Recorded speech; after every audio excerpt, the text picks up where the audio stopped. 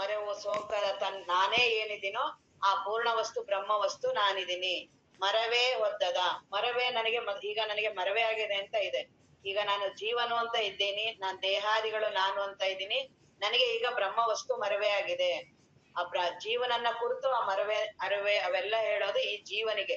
ಯಾರು ಈ ಸಾಧಕ ಇದ್ದಾನೆ ಇವನು ನಿಧಾನಕ್ಕೆ ಇವನಿಗೆ ನನ್ನ ದೇಹ ನಾನು, ಮನಸ್ಸು ನಾನು, ಇಂದ್ರಿಯಗಳು ನಾನು, ಈ ಜಗತ್ತು ಇವೆಲ್ಲಾ ನಾನು ಅಂತ ಯಾರು ಅನ್ಕೊಂಡಿದಾರೋ ಅವರಿಗೆ ಮೊದಲಿಂದ ಪ್ರಾರಂಭದಿಂದ ಉಪದೇಶ ಮಾಡ್ಬೇಕಾದ್ರೆ ದೇಹ ನೀನಲ್ಲ, ಮನಸ್ಸು ನೀನಲ್ಲ, ಅಹಂಕಾರನೇ ನೀನಲ್ಲ, ನೀನ್ ಇವೆಲ್ಲವನ್ನೂ ಅರಿವು ಅಂತ ಹೇಳಿದಾಗ ನನಗಿಲ್ಲ, ನನಗೆ ಅದರದ್ದು ಅನುಭವ ಇಲ್ಲ ಅಂತಂದ. ಇಲ್ಲ, ನಿನ್ಗೆ ಅದು ಮರವೇ ಆಗಿದೆ, ನೀನ್ ಇರೋದೇ ಬ್ರಹ್ಮ ಸ್ವರೂಪ ಇದೆಯಾ, ನಿನಗ್ ಮರವೇ ಆಗಿದೆ ಅಂದಾಗ ನನಗ್ ಅದು ಗೊತ್ತಾಗುತ್ತೆ. ಓ, ನನ್ ಮರವೇ ಆಗಿದೆ, ನಾನು ಇರೋದೇ ಬ್ರಹ್ಮ ವಸ್ತು. ಆ ಮರವೇ ಆಗಿರೋದನ್ನ ಈಗ ಶ್ರವಣದಿಂದ, ಮನನದಿಂದ, ಇವನ್ನೆಲ್ಲಾ ಸಾಧನೆ ಮಾಡೋದ್ರಿಂದ, ಗುರುಗಳಿಂದ ಎಲ್ಲ ನಮಗ್ ಗೊತ್ತಾಗತ್ತೆ. ಇಲ್ಲ, ನಾನು ಇರೋದೇ ಅರಿವಿನ ಸ್ವರೂಪ. ಈಗ ನಾನು ಮರ್ತಿದ್ದೆ, ಈಗ ನಾನು ಅರ್ತೆ. ಇವೆರಡು ನನಗ್ ಗೊತ್ತಾಗುತ್ತಲ್ಲ. ನಾನು ಮರ್ತಿದ್ದೆ, ಈಗ ನಾನು ಅರಿತಿದ್ದೀನಿ, ಅರ್ತೆ ನಾನೀಗ ಬ್ರಹ್ಮ ವಸ್ತು ಅಂತ. ಈ ಅರತೆ ಮತ್ತು ಮರತೆ ಅಂತ ಏನಿದೆಯಲ್ಲ, ಇದೆಲ್ಲವೂ ಜೀವನದೇ. ಇದೇನು ಆ ಬ್ರಹ್ಮ ವಸ್ತುವಿಗೆ ಸಂಬಂಧ ಇಲ್ಲ. ಮನಸ್ಸೇ, ಬುದ್ಧಿನೇ ಅತಿ ಸೂಕ್ಷ್ಮವಾಗಿ ಆಗ್ತಾ ತಾನೇ ಆ ಸಾಕ್ಷಿ ರೂಪ, ಮೊದಲು ಸಾಕ್ಷಿ ಬರುತ್ತೆ. ಮೊದಲು ಸಾಕ್ಷಿಯನ್ನ ಮಾಡ್ಲೇಬೇಕು.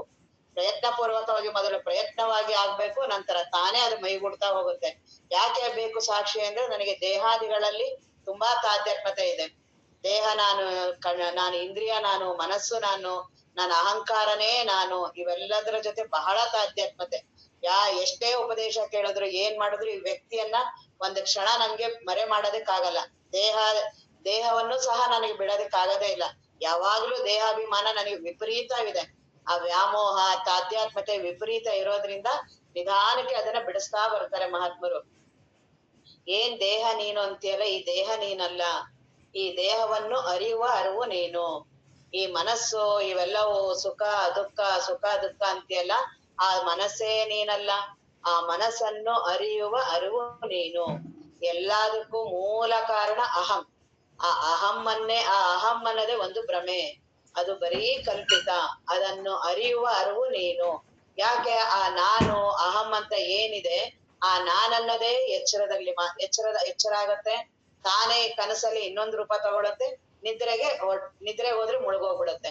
ಈ ಮೂರೂ ಅವಸ್ಥೆಗಳಲ್ಲಿ ಏನ್ ಇರ್ತೀನಲ್ಲ, ನಾನು ಯಾವಾಗ್ಲೂ ಬರೀ ಇದ್ರ 3 ಅವಸ್ಥೆಯಲ್ಲೇ ಇಡೀ ನನ್ನ ಬದುಕು.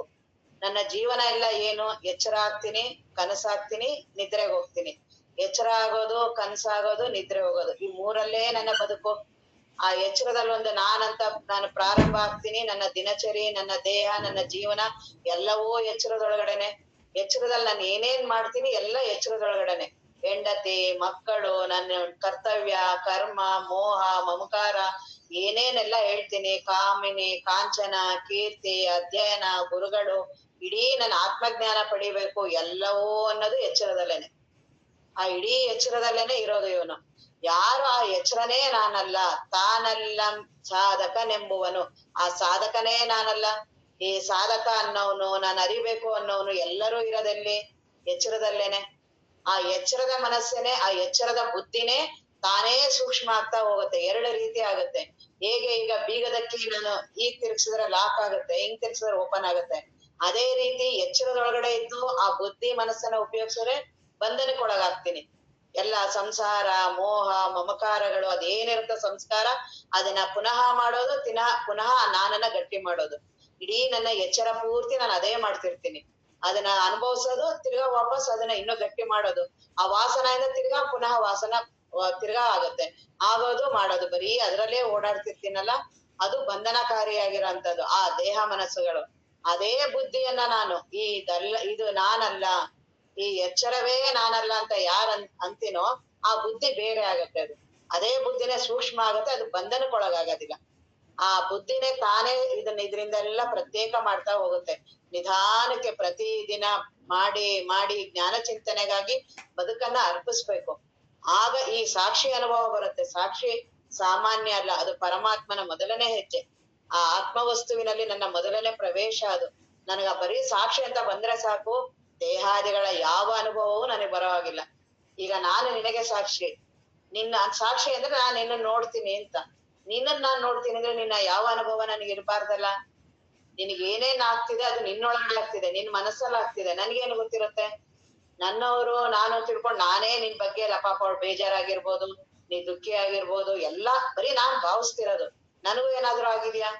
ಎಲ್ಲವೂ ಬರೀ ಭಾವನೆಯಲ್ಲೇ ನಡೆಯುತ್ತಲ್ಲ. ಹಾಗೆ ಸಾಕ್ಷಿ ಅಂದ್ರೆ ಹಾಗೆ ಸಾಕ್ಷಿ ನಾನು ನನ್ನ ಎಚ್ಚರಕ್ಕೆ ಸಾಕ್ಷಿ ಆದ್ರೆ ನನ್ನ ಜೀವನಕ್ಕೆ ನಾನು ವ್ಯಕ್ತಿ, ಜೀವ, ಚಿಜ್ಜಡ ಗ್ರಂಥಿ, ಸೂಕ್ಷ್ಮ ಶರೀರ ಏನೇನ್ ಅಂತೀನಿ, ಏನೇನ್ ಶಬ್ದಗಳೆಲ್ಲ ಬಳಸ್ತೀನಿ, ಅಹಂಕಾರ ಎಲ್ಲ ಅಂತೀನಿ, ಇಡೀ ಎಚ್ಚರದ ವ್ಯಕ್ತಿಗೇನೆ. ಇಡೀ ನನ್ನ ಬದುಕು ಇರೋದು ಈ ಎಚ್ಚರದ ವ್ಯಕ್ತಿನೇ. ಏನ್ ಭವಬಂಧನ, ಆ ರೀತಿ ವ್ಯಾಮೋಹ, ತಾಧ್ಯಾತ್ಮತೆ ಏನೇನ್ ಮಾತಾಡ್ತೀನಿ, 25 ತತ್ವ ಅದು ಇದು ಎಲ್ಲ ಎಚ್ಚರದ ವ್ಯಕ್ತಿನೇ. ಆ ಇಡೀ ಎಚ್ಚರದ ವ್ಯಕ್ತಿಗೆ ಇವೆಲ್ಲವುವೆ. ಆ ಎಚ್ಚರ ಆಗುತ್ತೆ. ಅದ್ರಲ್ಲಿ ಒಂದು ನಾನು ಹೆಣ್ಣಂತ ಇದ್ದೀನಿ, ನಾನು ಈ ರೀತಿ ಮನೆಯಲ್ಲಿದ್ದೀನಿ, ನನಗೆ ಅಪ್ಪ ಅಮ್ಮ ಇದ್ದಾರೆ, ನನ್ಗೆ ಈ ರೀತಿ ನಾನು ಅಧ್ಯಯನ ಮಾಡ್ಬೇಕು, ಈ ರೀತಿ ನಾನು ಸ್ಕೂಲ್ಗೆ ಹೋಗ್ಬೇಕು, ಈ ರೀತಿ ಕಾಲೇಜ್ಗೆ ಹೋಗ್ಬೇಕು, ನಂತರ ಕೆಲ್ಸಕ್ಕೆ ಹೋಗ್ಬೇಕು, ನನ್ ಮುಂದೆ ಜೀವನ ಈ ರೀತಿ, ಅಪ್ಪ ಅಮ್ಮ ಹೆಂಡತಿ ಇದಾರೆ, ಮಕ್ಳಿದಾರೆ, ನಾನು ಕೆಲ್ಸಕ್ಕೆ ಹೋಗ್ಬೇಕು, ದುಡ್ಡು ಗಳಿಸ್ಬೇಕು, ದುಡ್ಡಿನ ಮೋಹ ನನಗಿದೆ, ಮಮಕಾರ ನನಗಿದೆ, ಮಕ್ಕಳ ಮಮಕಾರ ಏನೇ ನಾನೆಲ್ಲ 100 ವರ್ಷ ನನ್ನ ಜೀವನ ಏನಿದೆ ಎಲ್ಲವೂ ಈ ಎಚ್ಚರದಲ್ಲೇ. ಈ ಎಚ್ಚರವನ್ನ ಬಿಟ್ಟು ಇಲ್ಲ. ಕನಸಿನಲ್ಲಿ ಬೇರೆನೆ ಜೀವ ಅಲ್ಲಿ.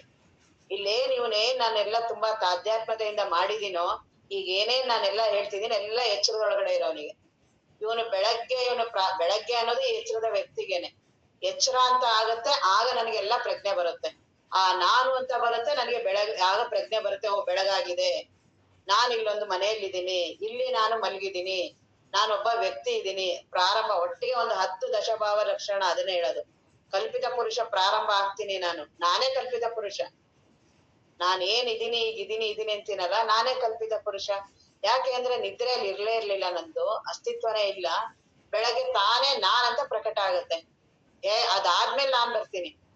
ನಾನು ಅಂತ ಏನ್ ಪ್ರಕಟ ಆಗುತ್ತೋ ಆಮೇಲೆ ನನ್ನ ಬದುಕು. ಆ ನಾನ್ ಬರ್ಲಿಲ್ಲ, ನನ್ಗೇನೂ ಪ್ರಜ್ಞೆ ಇಲ್ಲ. ಆ ನಾನಂದ್ರೆ ಏನದು? ನಾನನ್ನೋದು ಒಂದು ಭಾವನೆ ಅಲ್ವಾ ಅದು? ನಾನಂತ ಒಂದು ಭಾವನೆ, ಅದು ಸುಮ್ನೆ ಒಂದು ಭಾವನೆ ಸುಳಿಯುತ್ತೆ. ಪರದೊಳು ಆಕಸ್ಮಿಕವಾದನ ಕಲ್ಪಿತ ಪುರುಷ. ಆ ಪರಬ್ರಹ್ಮ ವಸ್ತುವಿನಲ್ಲೇ ಸುಮ್ನೆ ಹೀಗ್ ತೋರದ್ನಂತೆ ಒಂದು ಕಲ್ಪಿತ ಪುರುಷ. ಆ ಕಲ್ಪಿತ ಪುರುಷ ಇರ್ತಾನಲ್ಲ, ಮುಂದೆ ಅವನು ನಾನ್ ಸತ್ಯ ಅಂತ ಯಾವಾಗ ಅವನ್ಗಾಯ್ತು, ಮುಂದಿನ ಇನ್ನ ಅವನೆಲ್ಲಾ ಬದುಕು, ಜೀವನ ಏನೇನ್ ಮಾಡ್ತಾನೆ ಎಲ್ಲ ಇನ್ನ ಅವನ ಕಲ್ಪನೆಗಳು, ಅವನ ಭಾವನೆಗಳು. ಕಲ್ಪನೆ ಅಂದ್ರೆ ಏನು? ಸತ್ಯವಾಗಿರ ಅಂತದೇ ಅಲ್ಲ. ಕಲ್ಪನೆ ಅಂದ್ರೆ ಏನಾದ್ರು ನಿಜ ಇರೋದ? ತಾನೇ ಭಾವಿಸ್ಕೊಂಡಿರೋದು ಅಂತ. ಈಗ ನಾನೇ ಎಲ್ಲ ಭಾವಿಸ್ಕೋತೀನಲ್ಲ, ನಾನು ಹೆಂಡತಿ, ನಾನು ಮಗಳು, ನಾನು ಗಂಡ, ನಾನು ಇಂಥ ಮನೆಯವನು, ಇಂಥ ಶ್ರೀಮಂತ ನಾನು, ಬುದ್ಧಿವಂತ ನಾನು, ಅಂಥವ್ ನಾನು, ಇಂಥವ್ ನಾನು, ಏನೇನ್ ನಾನು ಭಾವಿಸ್ತೀನಲ್ಲ ಅವೆಲ್ಲವೂ ಕಲ್ಪಿತ ಅಲ್ವಾ? ಅದು ಕಲ್ಪಿತ ಅಂತಾನೆ ಗೊತ್ತಾಗಲ್ಲ, ಯಾಕಂದ್ರೆ ಮೂಲನೇ ಕಲ್ಪಿತ ಇದೀನಲ್ಲ. ನಾನನ್ನವನೇ ಕಲ್ಪಿತ ಇದ್ದೀನಿ. ಇನ್ ಮುಂದದ ಅವೆಲ್ಲವೂ ಅಹಂ ಭ್ರಮೆನೆ ಮೊದ್ಲು. ಆ ಅಹಂ ಭ್ರಮೆಯಿಂದ ಅಜ್ಞ ಭ್ರಮೆ. ಆ ಅಹಂ ಅನ್ನೋನೇ ಭ್ರಮೆ ಇರೋದ್ರಿಂದ ಅಜ್ಞ ಭ್ರಮೆ. ನಾನು ಯಾರು ಅಂತಾನೆ ಆ ಬ್ರಹ್ಮ ವಸ್ತು ಅನ್ನೋದಂತೂ ಸುದ್ದಿನೇ ಇಲ್ಲ.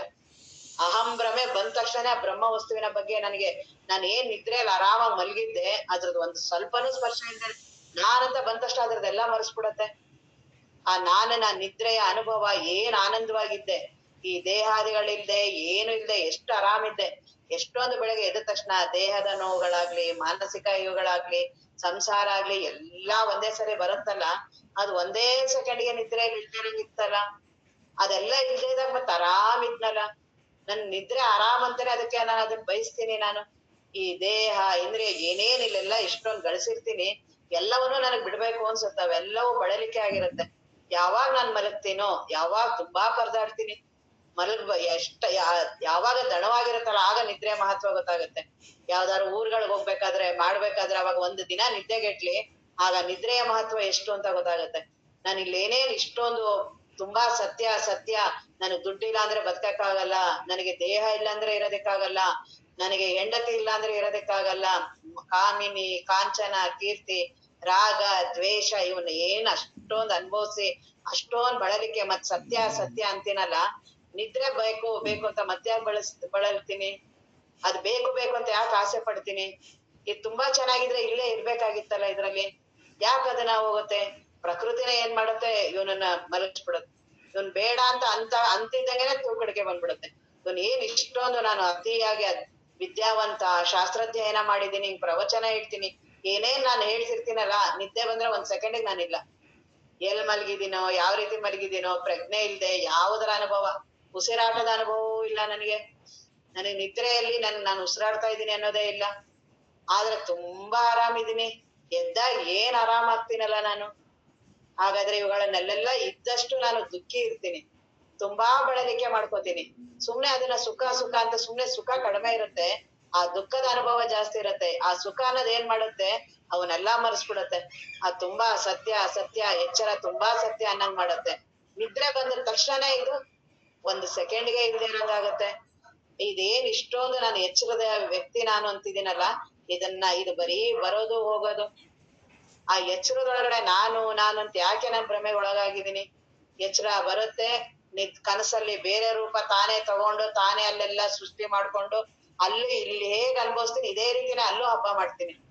ಅಲ್ಲೂ ಎಲ್ಲ ಹಬ್ಬ ಮಾಡಿ ಅಲ್ಲೆಲ್ಲ ಓಡಾಡಿ ಅಲ್ಲೂ ಎಲ್ಲ ದಣವಾಗಿ ಅಲ್ಲೆಲ್ಲಾಗಿ ಕೊನೆಗ್ ತಿರ್ಗಾ ವಾಪಸ್ ಅಲ್ಲೂ ನಿದ್ರೆ ಹೊಟ್ಟೋಗ್ಬಿಡ್ತೀನಿ.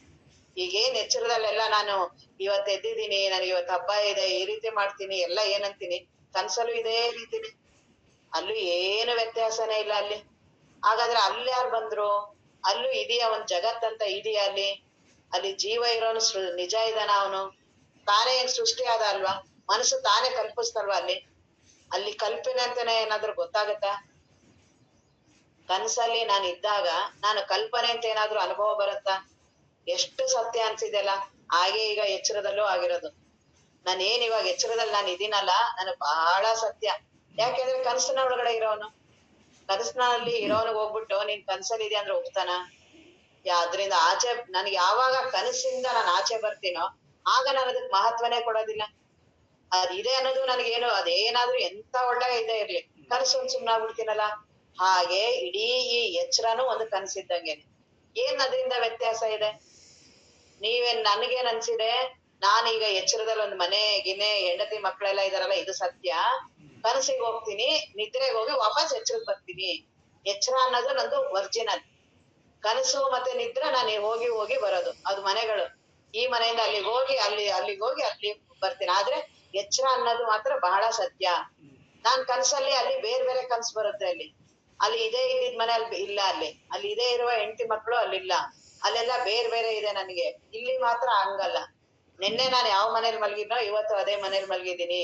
ನಿನ್ನೆ ನನಗೆ ಏನ್ ದೇಹದ ದುಃಖ ಇತ್ತು ಅದು ಇವತ್ತು ನನಗೆ ದುಃಖ ಇದೆ ನನಗೆ. ನಿನ್ನೆ ನಾನು ಏನ್ ಅರ್ಧ ಕೆಲ್ಸ ಮುಗಿಸಿದ್ನಲ್ಲ ಅದನ್ನ ಮುಗಿಸಿ ಮಲಗಿದ್ನಲ್ಲ, ಬೆಳಗ್ಗೆ ಎದ್ದು ನಾನ್ ಮಾಡ್ಬೇಕಂತ, ಇವತ್ತೆದ್ದಾಗ ಅದು ಇರುತ್ತೆ ಅಂತ ಎಲ್ಲ ಇವನ್ ಏನ್ ಎಚ್ಚರದವನ್ ಹೇಳ್ತಾನಲ್ಲ. ಅದಕ್ಕ ಮಹಾತ್ಮರ್ ಅಂತಾರ, ಇಲ್ಲ ನೀನ್ ಅನುಭವದಿಂದಾನೇ ನೋಡ್ತಿಲ್ಲ. ಕನ್ಸಲ್ಲಿರೋನ್ ಏನ್ ಬಡ್ಬಡಿಸ್ತಾನಲ್ಲ ಹಂಗೆ ಬಡ್ಬಡಿಸ್ತಿದ್ಯಾ ಅದನ್ನ. ಕನ್ಸಲ್ಲಿರೋನು ಹಂಗೆ ಅನ್ನೋದು. ಕನಸಲ್ಲಿ ನನ್ಗೆ ಯಾವತ್ತಾದ್ರು ಇವತ್ ನನಗ್ ಹೊಸ ಕನ್ಸು ಬಿದ್ದಿದೆ ಅಂತ ಅನ್ಸಿದ್ಯಾ? ನಿನ್ನೆ ಬೇರೆ ಕನ್ಸು, ಇವತ್ ನನಗ್ ಹೊಸ ಕನ್ಸು. ಇವತ್ತು ನಾನ್ ಬೇರೆ ಹೊಸ ಮನೇಲಿ ಇದೀನಿ, ಇವತ್ತಿರುವ ಹೆಂಡತಿ ಮಕ್ಳು ನನ್ಗ್ ಹೊಸಾದಿದ್ದಾರೆ, ಏನಾದ್ರು ಅನ್ಸಿದ್ಯಾ? ಹಾಗಾದ್ರೆ ನನಗ್ ನೋಡೋದಿಕ್ ಬಂದಿಲ್ಲ. ಆ ಎಚ್ಚರದ ಎಚ್ಚರ ಆಗ್ಬಿಟ್ಟು ಎಚ್ಚರದೊಳಗಡೆ ಇರ್ತೀನಲ್ಲ, ಅದ್ರದ ಅಭಿಮಾನದಿಂದನೇ ನನ್ನ ಚಿಂತನೆಗಳು, ನನ್ನ ವಿಚಾರಗಳು, ನನ್ನ ಬುದ್ಧಿ ಎಲ್ಲವೂ ಆ ಎಚ್ಚರದೊಳಗಡೆ ಇರೋಂತೇನೆ. ನನಗೆ ಎಚ್ಚರವನ್ನ ಮೀರಿ ನೋಡೋದಕ್ಕೆ ಬಂದೇ ಇಲ್ಲ, ನನಗ್ ಗೊತ್ತೇ ಇಲ್ಲ. ಯಾಕೆಂದ್ರೆ ಎಚ್ಚರದೊಳಗಡೆ ಹೇಗೆ ಕನಸಿನೊಳಗಡೆ ಇರೋನೇ ಎಲ್ಲ ಮಾತಾಡ್ತಾನೆ, ಅವನ ಸಾಧನ ಅವನ ಚಿಂತನ ಹೇಗಿದ್ಯೋ ಹಾಗೆ ಎಚ್ಚರದೊಳಗಡೆ ಇರೋನ್ಗು ಏನ್ ವ್ಯತ್ಯಾಸ ಇದೆ? ಆದ್ರೆ ನನ್ಗೆ ಏನ್ ಮಾಡುತ್ತೆ, ಈ ಎಚ್ಚರದ ಮನಸ್ಸು ಬೇಗ ಎಲ್ಲಾ ಕಡೆಗೂ ಬರುತ್ತೆ. ಆ ಕನಸನ್ನ ಅನುಭವಿಸಿರೋ ಮನಸ್ಸೇ ಬೇರೆ, ಈ ಮನಸ್ಸಲ್ಲಿ ಇರ್ಲೇ ಇರ್ಲಿಲ್ಲ. ಈ ಮನಸ್ಸು ಅಲ್ಲೆಲ್ಲಿತ್ತು? ಇಲ್ಲಿ ಇದೆಲ್ಲಾ ದಣವಾಗಿ ಮಾಡಿ ಹೊಟ್ಟೆ ತುಂಬಾ ಊಟ ಮಾಡಿ ಎಲ್ಲಾ ಮಾಡಿ ಮಲಗಿದೆ ಇಲ್ಲಿ ಈ ಎಚ್ಚರದ ನಾನು. ಕನಸಿಗೆ ಹೋದ್ರೆ ಅಲ್ಲಿ ನಿನ್ ಹೊಟ್ಟೆ ಹಸ್ದು ಅಲ್ಲೆಲ್ಲಾ ಓಡಾಡಿ, ಇಲ್ಲಿ ಮೈಸೂರಲ್ಲಿ ಮಲಗಿದ್ಯಾ, ಅಲ್ಲಿ ಬೆಂಗಳೂರಲ್ಲಿ ಓಡಾಡ್ತಾ ಇದ್ಯಾ. ನಾನ್ ಬೆಂಗ್ಳೂರ್ಗ್ ಹೋಗ್ಬೇಕು, ಬಸ್ ಹತ್ಬೇಕು, ಹಿಂಗ್ ಹೋಗ್ಬೇಕು ಮಾಡ್ಬೇಕು, ನಾಳೆ ಹಬ್ಬ ಬೆಂಗ್ಳೂರಲ್ಲಿ ಅಲ್ಲಿದ್ಯಾ. ಹಂಗಾದ್ರೆ ನಾನು ಈ ಎಚ್ಚರದ ನಾನು ಇದ್ನಲ್ಲ, ಇವನ್ ಹೆಂಗ್ ಸತ್ಯ? ಇವನ್ ಬರೀ ಇಲ್ಲಿ ಬಡಬಡಾಯಿಸಿ ಮಲ್ಕೊಬಿಟ್ಟ. ತಿರ್ಗಾ ಕನ್ಸರ್ ಒಬ್ಬ ಬಂದ, ಅಲ್ಲಿ ಅವನೊಂದು ಆಕಾರ ತಗೊಂಡ್ ತಾನೆಲ್ಲಾ ಮಾತಾಡೋದ್ ಅಲ್ಲೆಲ್ಲ ಅವನು ಮಲ್ಕೊಂಡ್. ನಿದ್ರೆಯಲ್ಲಿ ಇದೆ ಎರಡೂ ಇಲ್ಲ. ಮೊದಲೆರಡರೊಳ ಭ್ರಮೆ ಎಂಬಿಟ್ಟು, ಇವೆರಡೂ ಭ್ರಮೆ ಅಂತಾರೆ. ಇವೆರಡರಲ್ಲೇ ನಮಗೆ ಸುಖ ದುಃಖ ಆಗೋದು, ಈ ಎಚ್ಚರ ಮತ್ತೆ ಕನಸು. ನಿದ್ರೆ ನನಗೇನೂ ಪ್ರಜ್ಞೆ ಇಲ್ಲ, ನಮ್ಮ ಯಾವ್ದ್ರದ ಪ್ರಜ್ಞೆನೂ ಇಲ್ಲ. ಅದೊಂದು ಅಜ್ಞಾನದ ಅವಸ್ಥೆ ಅಂತಾರೆ. ಒಟ್ಟು ಅದು ನನಗೇನೂ ಅಲ್ಲಿ ಪ್ರಜ್ಞೆ ಇಲ್ಲ, ದೇಹದ ಮನಸ್ಸಿನ ಯಾವುದ್ರದ್ದು ಪ್ರಜ್ಞೆ ಇಲ್ಲ. ಮೊದಲೆರಡರೊಳ ಭ್ರಮೆಯಂಬಿಟ್ಟು, ಇವೆರಡೂ ಭ್ರಮೆಗಳು. ಪದೊಳದೊಳಿರೋ ಪದ ಒಟ್ಟು ಅನೇನ್ ಅವಾಗ ಇದೆಯಲ್ಲ ಅದು ಬ್ರಹ್ಮ ಸ್ವರೂಪ. ಕೆಲವು ಸರಿ ನಿಜಗುಣರು, ಆ ಎರಡೇ ಅವಸ್ಥೆಯನ್ನ ಮಾಡಿ ಮೂರನೇದು ನಿದ್ರೆದನ್ನ ಅವ್ರು ಏನು ಹೇಳೋದೇ ಇಲ್ಲ. ಯಾಕಂದ್ರೆ ನಿದ್ರೆದೇ ಅದು ಅಜ್ಞಾನದ ಅವಸ್ಥೆ. ಹಾಗಾಗಿ ಇವೆರಡೇ ನನಗೆ ತೊಂದರೆ ಕೊಡ್ತಿರೋದು, ಎಚ್ಚರ ಕನಸು. ಇವೆರಡೂ ನಾನಲ್ಲ, ಇದನ್ನು ಅರಿವು ನಾನು, ಆ ಬ್ರಹ್ಮ ವಸ್ತುವೇ ನಾನು. ಈ ರೀತಿ ನಾನು ನಿಧಾನಕ್ಕೆ ಅದನ್ನ ಅರಿತಾ ಇದ್ರೆ ಆಗ ನನಗೆ ಪ್ರತ್ಯೇಕತೆ ಬರುತ್ತೆ. ಸಾಕ್ಷಿ, ನಾನು ಮರ್ತಿದ್ದೆ, ಈಗ ನಾನು ಅರತೆ. ನಾನೀಗ ಎಚ್ಚರದ ವ್ಯಕ್ತಿಯಾಗಿ ಎಚ್ಚರದೊಳಗಡೆ ನಾನಿದ್ದೆ, ಎಲ್ಲಾ ದೇಹಾದಿಗಳು ನಾನಂತೆಲ್ಲ ಅಂತಿದ್ದೆ. ಈಗ ನನಗೆ ಗುರುಗಳು ಇವರೆಲ್ಲ ಹೇಳಿದ್ರು, ಇಲ್ಲ, ನೀನ್ ಎಚ್ಚರದವನೇ ಅಲ್ಲ, ಈ ಜೀವನೇ ನೀನಲ್ಲ. ಜೀವ ನೀನೇನಂತಿದ್ಯಲ್ಲ, ಇದು ಮರವೆಯಿಂದ ನಿನಗಾಗಿದೆ. ಈ ಹಗ್ಗದಲ್ಲಿ ಹಾವು ಕಾಣಿಸಿದೆಯಲ್ಲ, ಹಾವು ಆ ರೀತಿ ಕಾಣಿಸಿರೋ ಭ್ರಮೆಯಿಂದ ನಿನಗ ಹಂಗನ್ಸಿದೆ. ನಿಜವಾಗ್ಲೂ ಹಾವಿದೆಯಾ? ಆ ಹಾವು ಹಗ್ಗದ ಕಡೆ ನೀನ್ ನೋಡಿಲ್ವಲ್ಲ, ಅದಕ್ಕೆ ನಿನ್ಗೆ ಆ ರೀತಿ ಭ್ರಾಂತಿ ಉಂಟಾಗಿದೆ, ನಿನಗೆ ಮರವೇ ಆಗಿದೆ.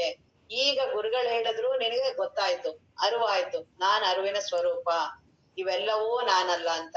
ಈಗೇನ್ ನಾನ್ ಮರ್ತಿದ್ದೆ, ನಾನು ಅರ್ತೆ ಅಂತೀಯಲ್ಲ, ಇವೆರಡೂನುವೆ ಸಹ ಬ್ರಹ್ಮ ವಸ್ತು ಅಲ್ಲ. ಮನಸ್ಸು ಅತೀ ಸೂಕ್ಷ್ಮವಾಯ್ತು, ಆ ಬುದ್ಧಿನೇ ಸೂಕ್ಷ್ಮವಾಗಿ ತಾನು ಅಲ್ಲಿ ಬ್ರಹ್ಮ ವಸ್ತುವಿನವರೆಗೂ ಹೋಗುತ್ತೆ. ಇದೇ ಬ್ರಹ್ಮ ವಸ್ತು ಅನ್ನೋಷ್ಟು ಅದು ಪ್ರಖರವಾಗಿ ತೋರ್ಸುತ್ತೆ. ಆಮೇಲೆ ತಾನೇ ಮರೆಯಾಗ್ಬಿಡತ್ತೆ, ಆ ಬುದ್ಧಿನೇ ತಾನೇ ಮರೆಯಾಗಿ ಹೊರಟೋಗುತ್ತೆ ಆ ಬ್ರಹ್ಮ ವಸ್ತು.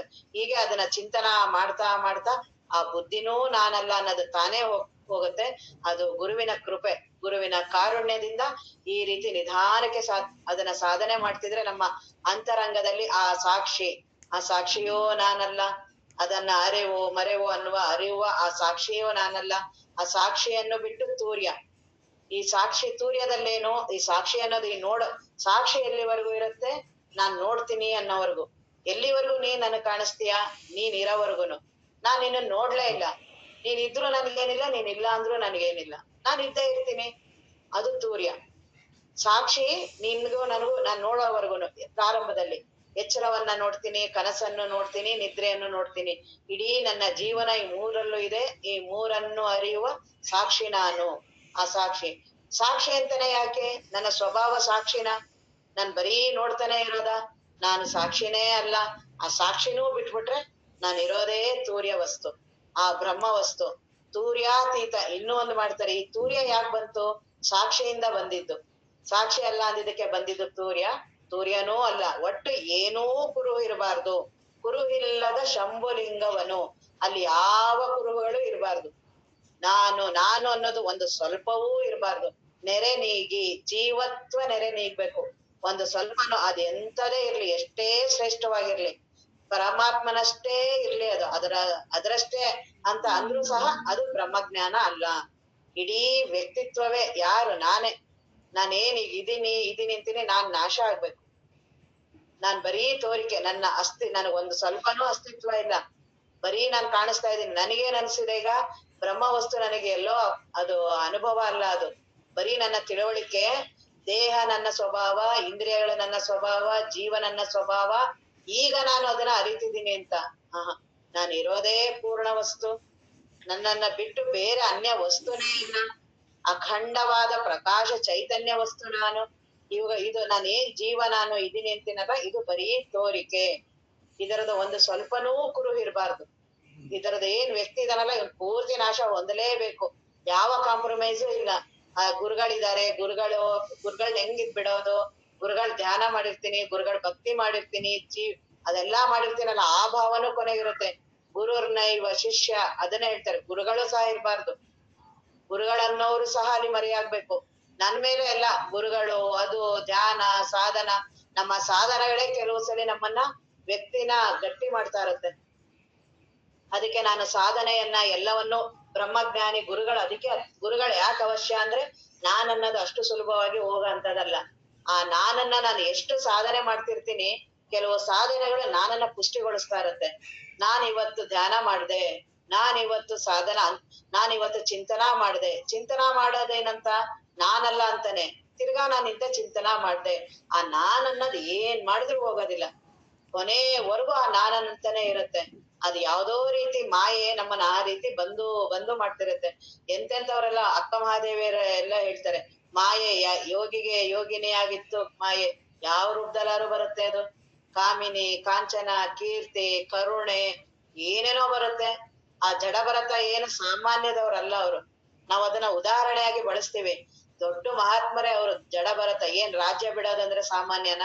ಅಂತ ರಾಜ್ಯವನ್ನ ಬಿಟ್ಟು ಎಲ್ಲವನ್ನೂ ಬಿಟ್ಟು ಜ್ಞಾನ ಬ್ರಹ್ಮಜ್ಞಾನ ಪಡಿಬೇಕಂತ ಬಂದು ತಪಸ್ಸಿಗೆ ಬಂದಿದ್ದು ಆ ಜಿಂಕೆ ಯಾವ ರೀತಿ ಬಂತು ಮಾಯೆ.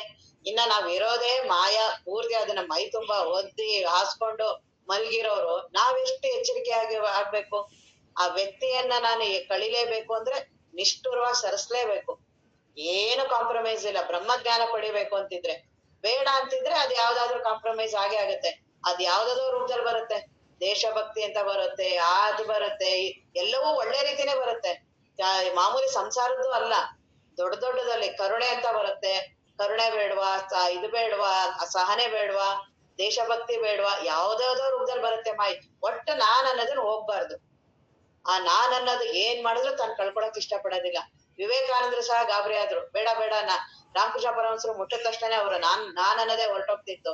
ಏನ್ ಮಾಡ್ತಾ ಇದಾರೆ ನೀವು? ನನ್ಗೆ ತಂದೆ ತಾಯಿ ಎಲ್ಲರೂ ಇದಾರೆ, ನಾನ್ ಇರ್ಬೇಕು ನಾನು ಅಂತ ಜೋರಾಗಿ ಕೂಕೊಂಡ್ರು ಅವ್ರು. ಆ ನಾನ್ ಅನ್ನೋದು ಅಷ್ಟು ಬಲಿಷ್ಠ ಇರತ್ತಲ್ಲ, ಅದಕ್ಕೋಸ್ಕರ ಗುರುಗಳು ತುಂಬಾ ಅವಶ್ಯ. ಬ್ರಹ್ಮಜ್ಞಾನಕ್ಕೆ ಯಾಕೆ ಗುರುಗಳು ಬೇಕಂದ್ರೆ ನನಗ್ ಗೊತ್ತೇ ಆಗೋದಿಲ್ಲ ನಾನ್ ಯಾವ ರೂಪದಲ್ಲಿ ನನ್ನನ್ ಬಂದ್ ಕಾಡ್ತಿದೆ ಅಂತ.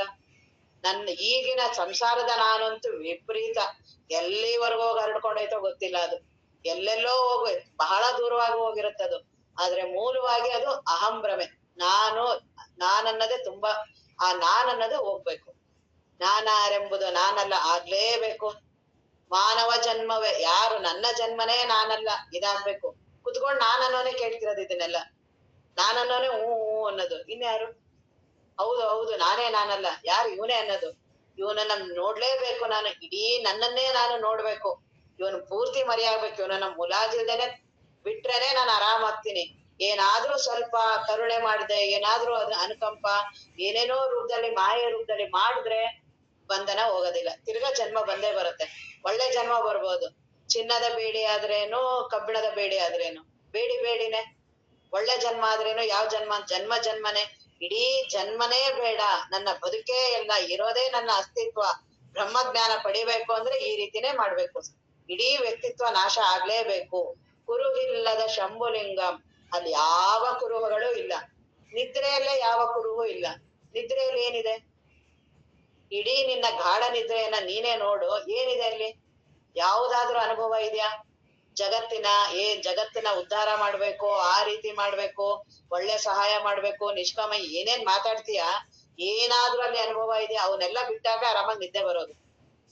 ನೀನೇನು ಎಚ್ಚರದಲ್ಲೆಲ್ಲ ಇದೆಯಲ್ಲ ನಿನಗೆ, ಮನೆ, ಸಂಸಾರ, ಮಠ ಇವೆಲ್ಲ ಏನೇನ್ ಅಂತೀಯಲ್ಲ, ನಾನ್ ಮಂಚ, ಇದರ ಹಾಸಿಗೆ ಇವೆಲ್ಲ ಇದೆ, ನಾನ್ ಸನ್ಯಾಸಿ, ನಾನು ಗೃಹಸ್ಥ, ಏನೇನ್ ಅನ್ಕೊಂಡಿರ್ತೀಯ ಎಲ್ಲ ಎಚ್ಚರ ಇರೋವರೆಗೂನು. ಮಲ್ಗಿದ ತಕ್ಷಣನೇ ಅಲ್ಲಿ ಏನಾದ್ರೂ ಇದೆಯಾ? ನಾನ್ ಇಂಥ ಮಂಚದ ಮೇಲೆ ಮಲ್ಗಿದೀನಿ, ಇಂಥ ಹಾಸಿಗೆ ಮೇಲೆ ಮಲ್ಗಿದೀನಿ, ಇಂಥವ್ರು ನನ್ ಪಕ್ಕ ಇದಾರೆ, ಏನಾದ್ರೂ ಬಾನ ಇದೆಯಾ? ಇಲ್ಲೇ ಏನು ಬಾನ ಇಲ್ಲ. ಇನ್ ಬ್ರಹ್ಮ ವಸ್ತುವಿನಲ್ಲಿ ಹೇಗಿರುತ್ತೆ? ಆ ಬ್ರಹ್ಮ ವಸ್ತುವಿನಲ್ಲಿ ಆ ಆನಂದ ಅನುಭವಿಸೋನು ಮಾಡೋನು ಎಲ್ಲವೂ ವ್ಯಕ್ತಿ ಇಟ್ಕೊಂಡು ಹೇಳೋದು. ಅದನ್ನ ವ್ಯಕ್ತಿಗೆ ಏನ್ ಮಾಡಿದ್ರು ತಾನು ಹೋಗ್ಬೇಕು ಅಂತ ಅನ್ಸಿರೋದಿಲ್ಲ. ಅದಕ್ಕೆ ಆದ್ರೆ ಅದನ್ನೆಲ್ಲ ಅನುಭವಿಸೋನು ಮಾಡೋನಂತ ಎರಡು ಇಲ್ವೇ ಇಲ್ಲ. ಎರಡಂತ ಇದ್ರೆ ತಾನೇ ಅಲ್ಲಿ ಇರೋದೇ ಅಖಂಡವಾದ ಚೈತನ್ಯ, ಅರಿವಿನ ಸ್ವರೂಪ, ಇರುವಿನ ಸ್ವರೂಪ, ಆನಂದ ಸ್ವರೂಪ. ಅದು ಯಾವುದು? ನನ್ನ ಸ್ವರೂಪ. ನಾನಂದ್ರೆ ಈ ಅಹಂಕಾರದ ನಾನಲ್ಲ, ಈ ಎಚ್ಚರದ ನಾನಲ್ಲ. ನಾನಿರೋದು ಆ ಬ್ರಹ್ಮ ವಸ್ತು, ಆ ಅರಿವಿನ ಸ್ವರೂಪ ನಾನು. ಅದನ್ನ ಅವರು ನಿಧಾನಕ್ಕೆ ಹೇಳ್ಕೊಂಡ್ ಬಂದ್ರು. ನೀನು ಅರಿವಿನ ಚಿಂತನ ಮಾಡಾರು ಸರಿ, ಮೊದ್ಲು ಪ್ರಾರಂಭದಲ್ಲಿ ಇದರಿಂದ ಪ್ರತ್ಯೇಕ ಮಾಡ್ಕೊ. ದೇಹಾದಿಗಳಿಂದ ಮೊದಲು ದೇಹ ನಾನಲ್ಲ ಅನ್ನೋದನ್ನ ಮಾಡು, ನೋಡು, ಸ್ವಲ್ಪ ಬರೀ ಒಂದು 10 ನಿಮಿಷ ದೇಹ ನಾನಲ್ಲ ಅಂದು ನೋಡು. ಅನ್ನಕ್ಕಾಗತ್ತಾ? ಉಸಿರಾಟ ನಾನಲ್ಲ, ಆದ್ರೆ ಆಗ ಮಾಡ್ಲೇಬೇಕು. ದೇಹ ನಾನಲ್ಲ ಅಂದ್ರೆ ನನಗೆ ಅದರ ಹಸಿವೆ ತೃಷ ಗೊತ್ತಾಗ್ಬಾರ್ದು. ನಿನಗಾಗಿದ್ದ ಹಸಿವೆ ತೃಷ ನನಗ್ ಗೊತ್ತಾಗತ್ತಾ? ನನಗ್ ಗೊತ್ತಾಗ್ತಿದೆ ಅಂದ್ರೆ ನನಗ್ ನೋಡಕ್ ಬರ್ತಿಲ್ಲ. ನಾನ್ ನಿನ್ನ ನೋಡ್ತಿದ್ದೀನಿ, ನಿನಗಾಗುವ ಹಸಿವೆ ತೃಷ ನನ್ಗೇನ್ ಗೊತ್ತು?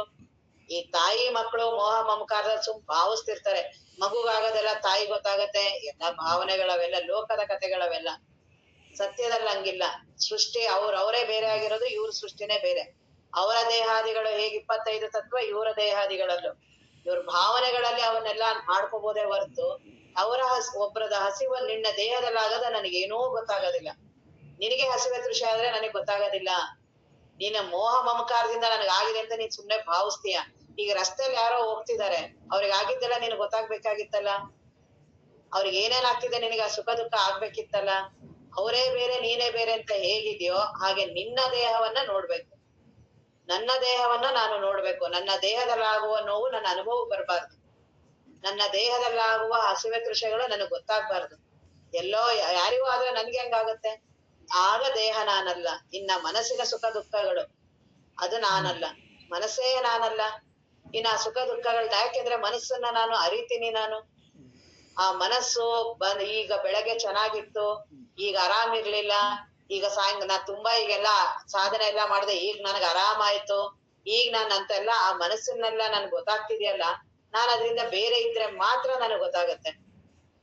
ನಾನ್ ಯಾವಾಗ ಬೇರೆ ಇರ್ತೀನೋ ಆಗ ಅದ್ರದ್ದು ಯಾವ ಅನುಭವವೂ ನನಗಾಗೋದಿಲ್ಲ, ಮನಸ್ಸಿನ ಅನುಭವವೂ ನನಗಾಗೋದಿಲ್ಲ. ಹಾಗೆ ದೇಹ ಇಂದ್ರಿಯ ಇಡೀ ವ್ಯಕ್ತಿ ಇದನ್ನಲ್ಲ, ಇವನನ್ನೇ ನಾನು ನೋಡ್ತೀನಿ. ಇವನ ಯಾವ ಅನುಭವವೂ ನನಗಿಲ್ಲ. ನಾನಿರೋದೇ ಅಖಂಡವಾದ ಚೈತನ್ಯ, ಅರಿವಿನ ಸ್ವರೂಪ, ಇರುವಿನ ಸ್ವರೂಪ, ಆನಂದ ಸ್ವರೂಪ, ನಿತ್ಯ ಯಾವಾಗಲೂ ಇರುವ ಕಾಲಕ್ಕೆ ಒಳಪಟ್ಟಿಲ್ದೇ ಇರುವಂತಹ ನಿತ್ಯ ಸ್ವರೂಪ ಮತ್ತೆ ಪೂರ್ಣ ಸ್ವರೂಪ, ಅಖಂಡವಾದ ಬಯಲು, ಅರಿವಿನ ಬಯಲು, ಚಿತ್ತಿನ ಬಯಲು, ಈ ಸಣ್ಣ ಬಯಲು. ನಾನೀಗ ದೇಹಾದಿಗಳಲ್ಲೆಲ್ಲ ಇದ್ದು ನಾನು ಅಲ್ಪ ಅಂತ ನನಗ್ ಅನ್ಸಿದೆ. ನಾನು ಈ ರೀತಿ ಅಲ್ಲ ನನ್ನ ಸ್ವಭಾವ. ಈ ದೇಹಾದಿಗಳಲ್ಲಿ ಚಿಕ್ಕದಾಗಿ ಈ ರೀತಿ ನನ್ನ ಸ್ವಭಾವವೇ ಅಲ್ಲ. ನನ್ನ ಸ್ವಭಾವ ಅಖಂಡವಾದ ಚೈತನ್ಯ ವಸ್ತು, ಅರಿವಿನ ಸಮುದ್ರ ನಾನು, ಬ್ರಹ್ಮಸ್ವರೂಪ ನಾನು, ಎರಡನ್ನದೇ ಇಲ್ಲ, ಇರೋದೇ ಪೂರ್ಣ ವಸ್ತು. ಈ ರೀತಿ ಅವರ ಅನುಭವವನ್ನ ಹೇಳಿದ್ರು. ಇಲ್ಲಿಗೆ ಈ ಪೂರ್ಣ ವಸ್ತುವಿನ ಬಗ್ಗೆ ಸೂತ್ರಗಳು ಮುಗೀತು. ಮುಂದೆ ಅವರು ನಿರ್ಲೇಪ, ಜ್ಞಾನಿಗಳಿಗೆ ಯಾವುದೂ ಸಹ ಸ್ಪರ್ಶ ಇಲ್ಲ, ಅವರಿಗೆ ಯಾವ ಲೇಪವೂ ಇಲ್ಲ. ಅವರು ನಿರ್ಲೇಪರು. ಅವರು ಮಹಾತ್ಮರು ಜ್ಞಾನಿಗಳು ಏನೇನಿದಾರೋ ಅವರು ನಿರ್ಲೇಪ. ಜ್ಞಾನಿಗಳು ಹೇಗಿರ್ತಾರೆ?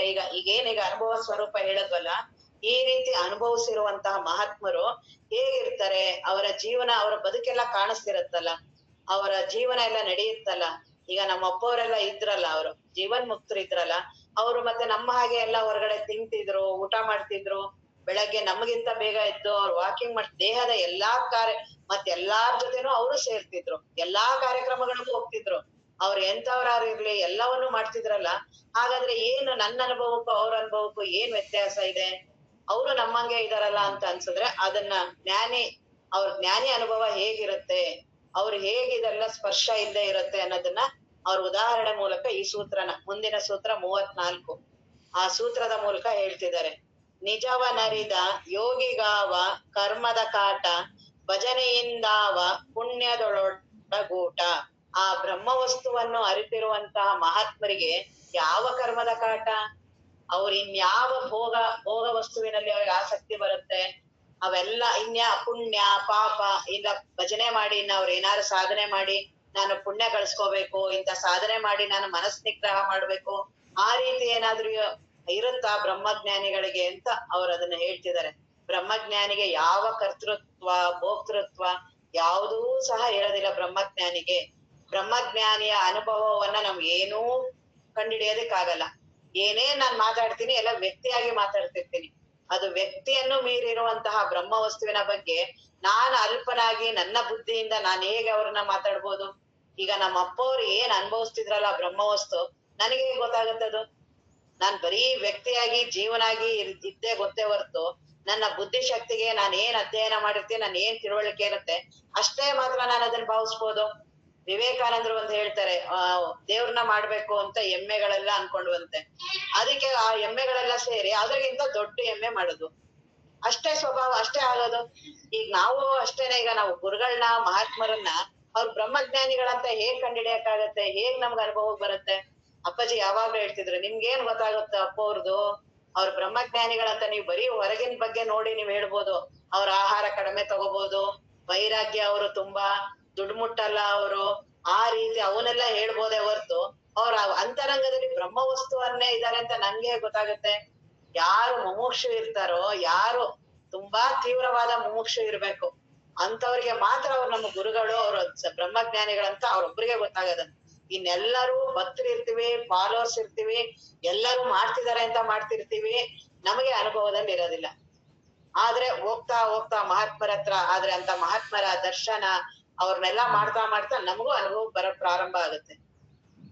ಏನೋ ಗೊತ್ತಿರಲ್ಲ ಅವ್ರ ಮೇಲೆ ನಮ್ಗೆ ಅತಿಯಾದ ಶ್ರದ್ಧೆ ಬರುತ್ತೆ, ಭಕ್ತಿ ಬರುತ್ತೆ. ಯಾಕ್ ಬರುತ್ತೆ ಏನ್ ಬರುತ್ತೆ ಗೊತ್ತಿಲ್ಲ.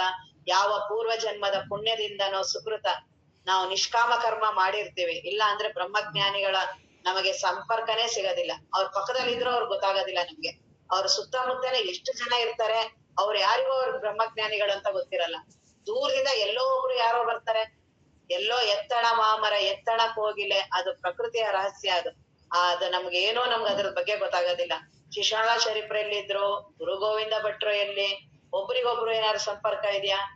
ಬುದ್ಧ ಎಲ್ಲಿಯವರು, ಅಂಗುಲಿಮಾಲ ಎಲ್ಲಿಯವರು, ಏನ್ ಅವ್ರಿಗೂ ಏನಾದ್ರು ಸಂಪರ್ಕ? ಅಂಗುಲಿಮಾಲ ಏನ್ ಬಹಳ ಧ್ಯಾನ ಸಾಧನ ಮನೋನಿಗ್ರಹ ಎಲ್ಲ ಮಾಡಿದವ್ರ? ವಾಲ್ಮೀಕಿ ಮಹರ್ಷಿಗಳಲ್ಲಿ, ಈ ನಾರದ ಮಹರ್ಷಿಗಳಲ್ಲಿ ಅವ್ರಿಗೂ ಹೆಂಗ್ ಸಂಪರ್ಕ ಆಯ್ತು?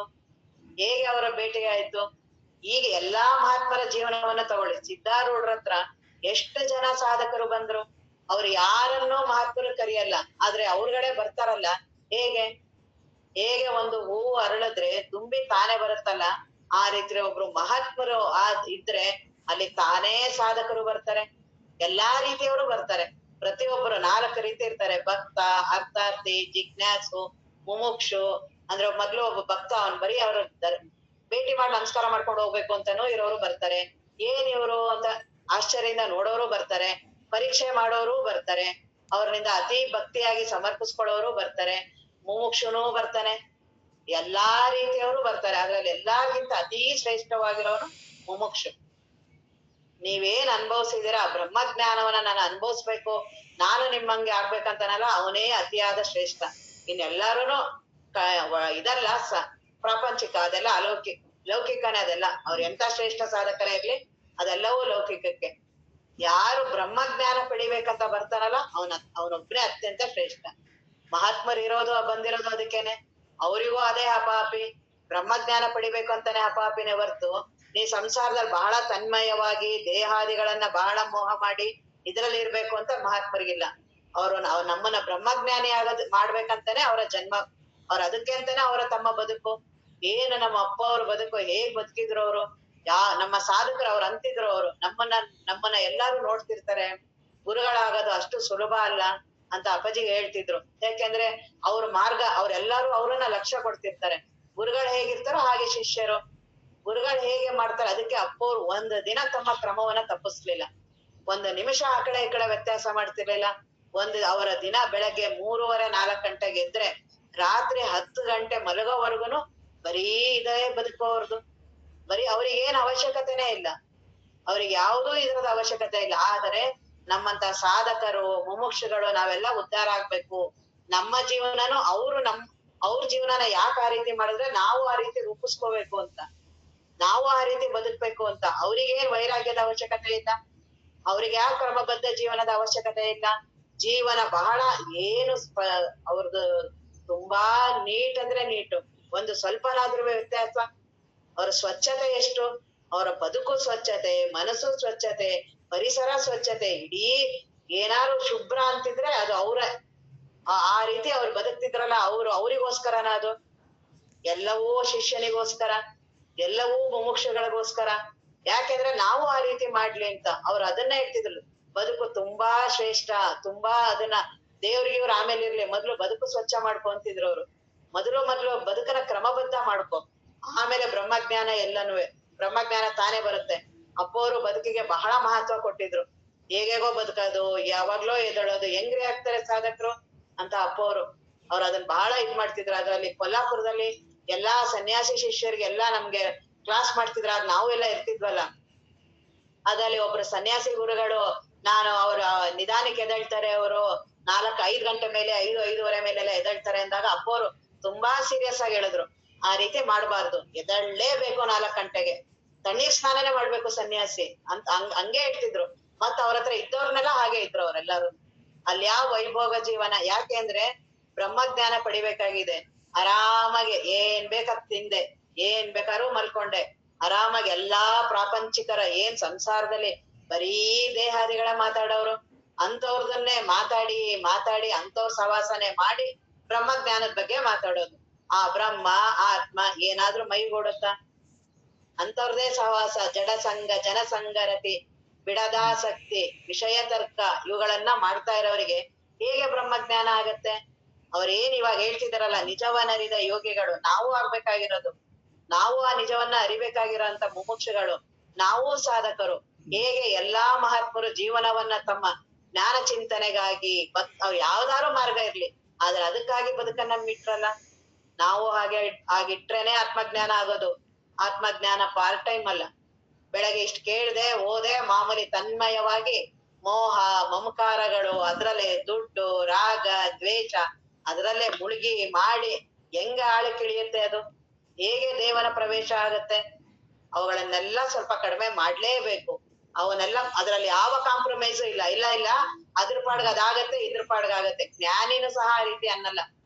ಯಾವತ್ತಾದ್ರೂ ನಮ್ಮ ಅಪ್ಪವ್ರು ದೇಹ ಅದು ನಾನಲ್ಲ ರೀ, ಅದ್ ಹೆಂಗ್ ಬೇಕಾದ್ರೂ ಇರ್ಲಿ, ಯಾವಾಗ ಬೇಕಾದ್ರೂ ತಿನ್ಸೋದು, ಯಾವಾಗ ಬೇಕಾದ್ರೂ ಮಾಡಿದ್ರ ಅವರು ಏನು ಆಹಾರ ಪದ್ಧತಿ ಅವ್ರಿಗೆ ಏನು ಕಂಟ್ರೋಲ್ ಅದ್ರಲ್ಲಿ? ಯಾಕೆಂದ್ರೆ ಬ್ರಹ್ಮಜ್ಞಾನ ಪಡಿಬೇಕಾಗಿದೆಯಲ್ಲ ನಾವು. ಅಂತವ್ರೇ ಆಗಿದ್ದಾರೆ. ನಾವು ಏನೇನೋ ಎಲ್ಲಾ ತಿಂದು ಆರಾಮಾಗಿ ನಾನಲ್ಲ ಅಂತ ಆ ದೇಹ ಬಿಡುತ್ತಾ? ದೇಹಕ್ಕೆ ವಿಪರೀತವಾದ ಅದಕ್ಕೆ ಯಾವ್ದಾಗಲ್ವೋ ಆಹಾರ ಚೆನ್ನಾಗ್ ಹಾಕ್ಬಿಟ್ಟು ದೇಹ ನಾನಲ್ಲ ಅಂದ್ರೆ ಅದ್ ಬಿಡುತ್ತಾ? ಅದ್ ಬರೀ ಅದ್ರ ಕಡೆನೆ ಲಕ್ಷ್ಯ ಕೊಡ್ಬೇಕು. ಏನಾದ್ರೂ ಒಂದ್ ಸಣ್ಣ ಒಂದು ತಲೆನೋವು ಬಂದಿರ್ಲಿ, ಆ ದೇಹ ನಾನಲ್ಲ ಅನ್ನು ನೋಡೋಣ. ಹಾಗಾಗಿ ದೇಹವನ್ನು ಸುಸಂಬದ್ಧವಾಗಿ ಕ್ರಮಬದ್ಧವಾಗಿ ಇಟ್ರೆ ಮನಸ್ಸು ಶಾಂತವಾಗತ್ತೆ. ಅವೆಲ್ಲ ಯಾಕೆ ಇಡ್ಬೇಕು ಅಂತಂದ್ರೆ, ಅವೆಲ್ಲ ಸ್ವಲ್ಪ ಶಾಂತವಾದ್ರೆ ನಾನಲ್ಲ ಅನ್ನಕ್ ಬರುತ್ತೆ. ಇವುಗಳೇ ವಿಪರೀತವಾಗಿ ಎದ್ದು ಎದ್ದು ಕುಣಿತಾ ಇದಾವೆ. ಅವನ್ನ ನಮ್ಮನ್ ಕೂರ್ಸ್ಕೊಳಕ್ಕೆ ನಿಂತ್ಕೊಳಕ್ಕೆ ಬಿಡ್ತಾ ಇಲ್ಲ ಮನಸ್ಸು.